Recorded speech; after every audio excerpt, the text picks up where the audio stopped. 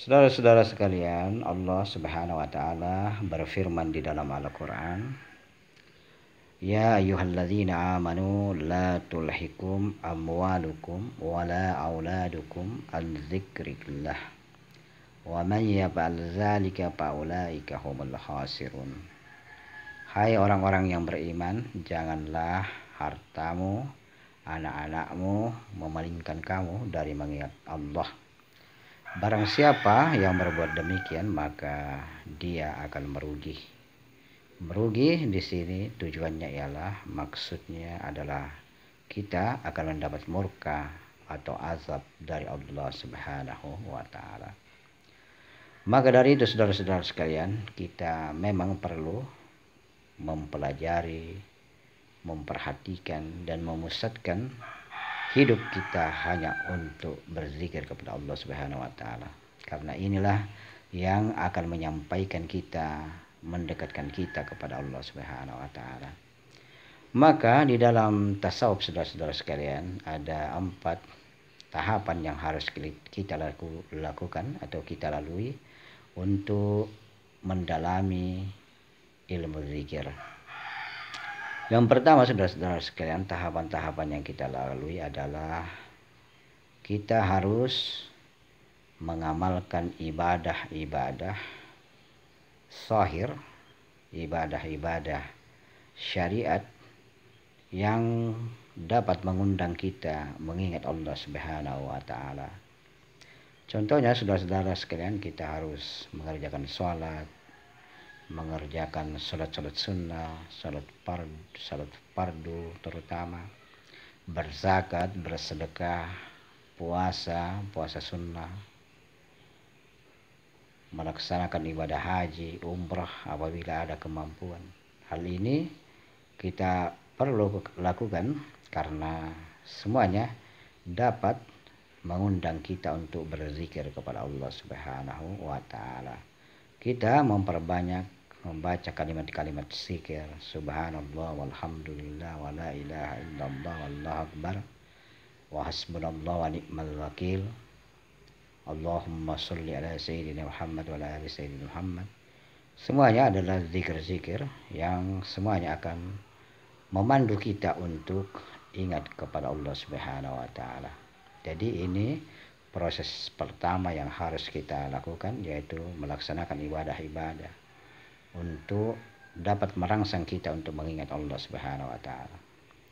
Kedua, apabila kita telah melaksanakan syarat pertama, maka yang kedua yang harus kita lakukan adalah mencari seorang mursyid atau guru pembimbing yang akan mengajarkan kita metode atau cara-cara berzikir kepada Allah Subhanahu wa taala.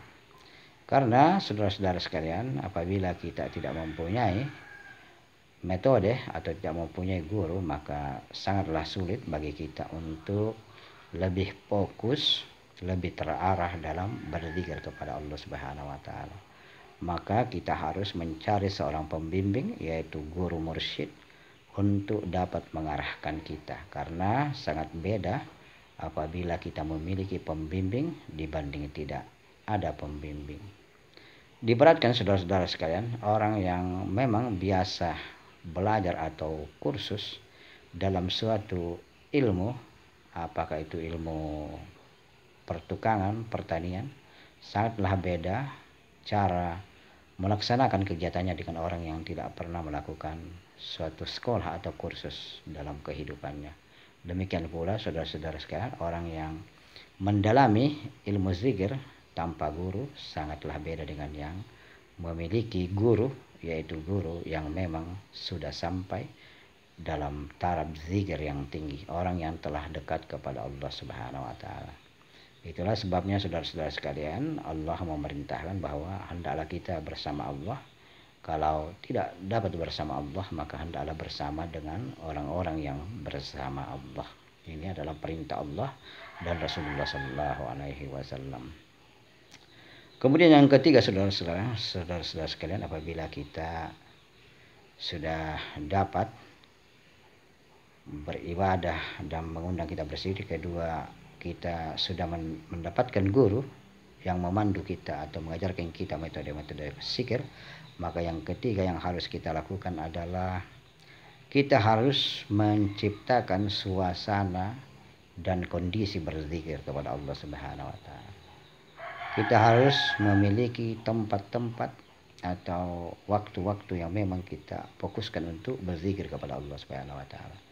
Umpamanya kita tetapkan setiap setelah selesai salat fardu kita khusus berzikir di situ.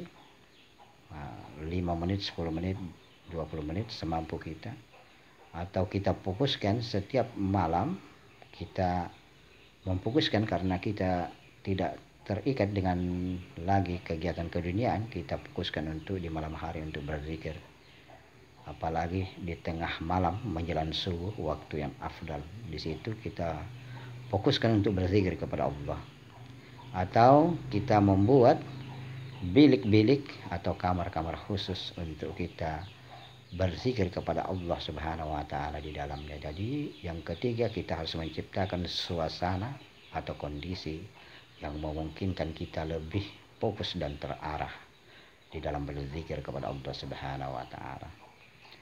Kemudian yang terakhir saudara-saudara sekalian, tahapan yang harus kita lakukan adalah yang keempat, yaitu menjadikan semua kegiatan kita di dalam hidup ini menjadi pusat perhatian kita dalam berzikir kepada Allah Subhanahu wa taala. Segala kegiatan kita dijadikan suatu ibadah, yaitu mengandung zikir kepada Allah Subhanahu wa taala. Di waktu duduk kita berzikir, di waktu berjalan kita berzikir, di waktu berbaring kita berzikir kepada Allah Subhanahu wa taala. Menjaga agar jangan sampai kita lupa kepada Allah Subhanahu wa taala. Kita bekerja, apapun pekerjaan kita bersama istri dan anak kita, di waktu tidur kita harus berzikir kepada Allah Subhanahu wa taala. Inilah yang dimaksud dengan mendawamkan zikir kepada Allah Subhanahu wa taala, mengekalkan zikir kepada Allah Subhanahu wa taala.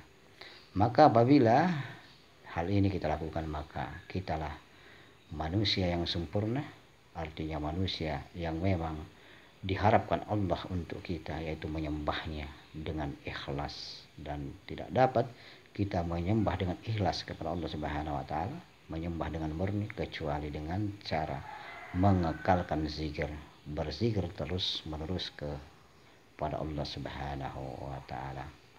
Demikianlah saudara-saudara sekalian perbincangan kita atau pembahasan kita hari ini. Mudah-mudahan ada manfaatnya dan mudah-mudahan Allah Subhanahu wa taala senantiasa membimbing kita dan menjaga zikir kita kepadanya dan mendekatkan diri kita kepada Allah Subhanahu wa taala. Amin amin amin ya rabbal alamin.